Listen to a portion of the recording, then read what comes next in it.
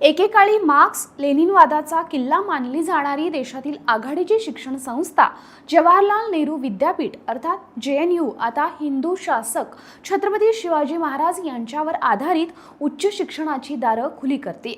लवकरच आंतरराष्ट्रीय विद्यार्थी इथं छत्रपती शिवाजी महाराज यांच्यावर MA ची पदवी संपादन करू शकतील।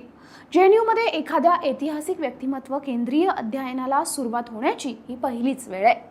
त्या आधारे पदव्युत्तर पदवी प्रदान केली जाईल। 2 वर्षापूर्वी इथं Atal Bihari Vajpayee school of management and एंटरप्रेन्योरशिपची स्थापना झाली होती। छत्रपती शिवाजी महाराज यांच्यावरील अध्ययनासाठी विद्यापीठात महाराष्ट्र सरकारच्या मदतीनं 25 कोटी रुपयातून भव्य दिव्य भवन बांधण्यात आलंय। छत्रपती शिवाजी महाराजांची 19 फेब्रुवारीला 375वी जयंती निमित्तानं 27 फेब्रुवारीला मुख्यमंत्री देवेंद्र फडणवीस आणि उपमुख्यमंत्री एकनाथ शिंदे, उपमुख्यमंत्री अजित पवार यांच्या उपस्थितीत हे अध्ययन केंद्राचं काम सुरू होणार आहे।